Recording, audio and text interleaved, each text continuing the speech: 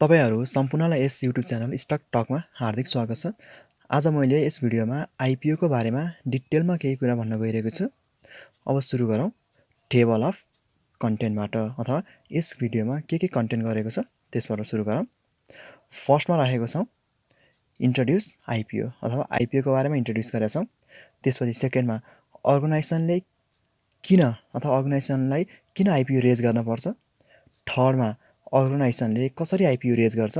फोर्थमा equity capital र डेब्ट capital भनेको के हो। र फिफ्थमा how to apply for IPO अथवा आइपिओ कसरी अप्लाई गर्ने भन्ने राखेको छु। अब कुरा गरौँ यसमा इनिसियल पब्लिक अफरिङ अथवा आइपिओ भनेको के हो भनेर। कुनै पनि प्राइभेट कम्पनी यदि पब्लिक कम्पनीमा रजिस्टर हुन्छ र त्यसले प्रथम पटक आफ्नो स्टक चाहिँ सेयरको मार्फत पब्लिकमा निष्कासन गर्छ भने त्यसलाई के भनिन्छ, प्राथमिक सेयर निष्कासन अथवा आइपिओ भनिन्छ। र अर्को शब्दमा भन्ने हो भने कुनै पनि निजी कम्पनीको स्वामित्व चाहिँ सर्वसाधारण जनतामा हस्तान्तरण हुन्छ भने त्यसलाई के भनिन्छ, इनिसियल पब्लिक अफरिङ अथवा त्यो चाहिँ प्राथमिक सेयर निष्कासन अथवा पहिलोपटक सेयर निष्कासन भएर प्राइभेट कम्पनीको स्वामित्व पब्लिकमा हस्तान्तरण हुन्छ भने त्यसलाई आइपिओ भनिन्छ।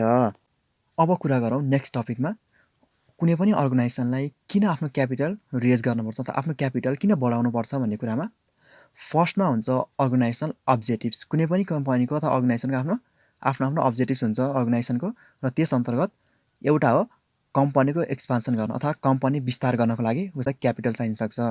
अर्को भनेको मार्केटको एक्सपान्सन अथवा बजार विस्तार गर्नको लागि उसलाई पुँजीको आवश्यक पर्छ। अर्को भने लोन तिर्नको लागि पर्न सक्छ आवश्यक। र अर्को भनेको रिसर्च एन्ड डेभलपमेन्टको लागि पुँजीको आवश्यकता पर्न सक्छ। र एउटा यो भनेको अर्गनाइजेसनको अब्जेक्टिभ्सको फुलफिलमेन्टको लागि चाहिँ क्यापिटल रेज गर्न पर्यो। र अर्को इम्पोर्टेन्ट भनेको चाहिँ के छ भने गभर्मेन्टको पोलिसी। र गभर्मेन्टको पोलिसीले चाहिँ कसरी आइपिओ रेज गराउँछ भन्ने कुरा गरौँ। जस्तो एक्जाम्पलको लागि कमर्सियल ब्याङ्कहरूको क्यापिटल चाहिँ 8 अरब हुनुपर्छ भन्ने छ। अनि लाइफ इन्सुरेन्सहरूको क्यापिटल 2 अरब हुनुपर्छ र नन लाइफ इन्सुरेन्सहरूको क्यापिटल 1 अरब हुनुपर्छ। र सपोज यहाँ एउटा एक्जाम्पल लिउँ, यदि कुनै पनि लाइफ इन्सुरेन्सको क्यापिटल चाहिँ 1 अरब 40 करोड छ अरे भने त्योसँग कति नपुग भयो भन्दा 60 करोड क्यापिटल चाहिँ अपुग भयो। के को आधारमा, गभर्मेन्ट पोलिसीको आधारमा। भने अब त्यो 60 करोड चाहिँ उसले कसरी पूर्ति गर्छ भन्दा पब्लिकमा जान्छ, उसले आफूसँग भएको सेयर अथवा स्टकबाट त्यो सेयर चाहिँ पब्लिकलाई आह्वान गर्छ, आवेदन निकाल्छ इन्भेस्ट गर्नको लागि। र त्यसको आधारमा चाहिँ आइपिओ मार्फत यो क्यापिटल रेज गर्छ, जुन चाहिँ गभर्मेन्ट पोलिसीमा पर्छ। त्यस्तै कमर्सियल ब्याङ्क अथवा नन लाइफ इन्सुरेन्स अथवा म्यानुफ्याक्चर कम्पनीहरू जुनसुकैको पनि गभर्मेन्टले दिएको पोलिसीभन्दा कम कम क्यापिटल छ भने त्यसले आइपिओ मार्फत चाहिँ क्यापिटल रेज गर्छ। अब कुरा गरौँ कुनै पनि अर्गनाइजेसनले क्यापिटल चाहिँ कसरी रेज गर्छ अथवा क्यापिटल चाहिँ कसरी निकाल्छ भन्ने कुरा गरौँ। एउटा भनेको लोन अथवा डेब्ट क्यापिटल हुन्छ, जुन चाहिँ कुनै पनि भेन्चर कम्पनी होस् अथवा सेन्ट्रल ब्याङ्क होस् अथवा अन्य कुनै माध्यमबाट ऋण लिन्छ क्यापिटल रेज गर्नको लागि।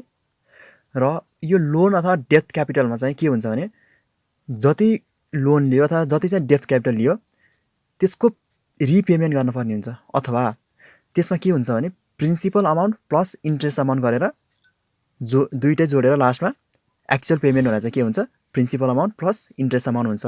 र यसमा चाहिँ रिपेमेन्ट गर्नुपर्ने हुन्छ लोन क्यापिटल अथवा लोनबाट क्यापिटल रेज गर्दा।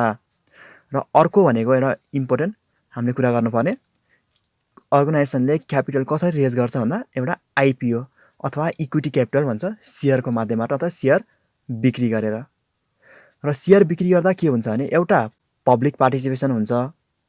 पब्लिक पार्टिसिपेसन भने के हुन्छ, जुन कम्पनीले आइपिओ निष्कासन गर्दैछ त्यो कम्पनीको चाहिँ आफ्नो चाहिँ प्रमोसन हुन्छ।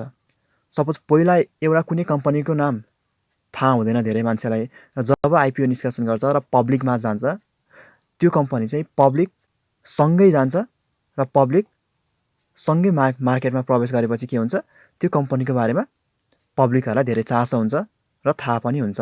एउटा चाहिँ पब्लिक पार्टिसिपेसनमा के हुने भयो, कम्पनीको प्रमोसन हुने भयो। अर्को भनेको चाहिँ प्रफिट डिस्ट्रिब्युसन गर्नुपर्ने हुन्छ। इक्विटी क्यापिटलमा चाहिँ प्रफिट डिस्ट्रिब्युसन गर्नुपर्ने हुन्छ।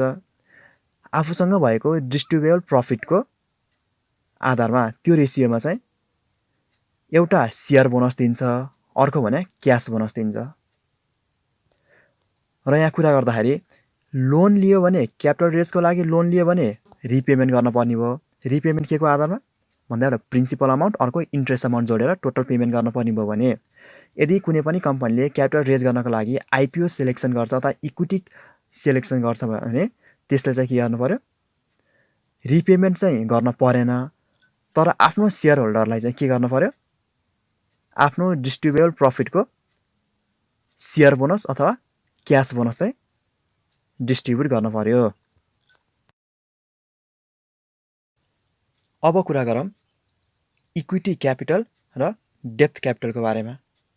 फर्स्टमा इक्विटी क्यापिटलको बारेमा कुरा गरौँ।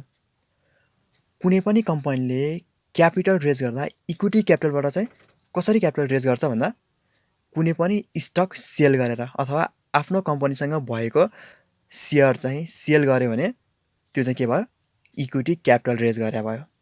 र अर्को भनेको इक्विटी क्यापिटल रेज गर्दाखेरि चाहिँ रिपेमेन्ट गर्नु पर्दैन, मात्र के गर्नुपर्छ, यसले डिभिडेन्ड चाहिँ डिस्ट्रिब्युट गर्नुपर्छ। तर कुनै पनि कम्पनीलाई कम्पलसरी छैन कि डिभिडेन्ड डिस्ट्रिब्युट गर्नै पर्छ भनेर।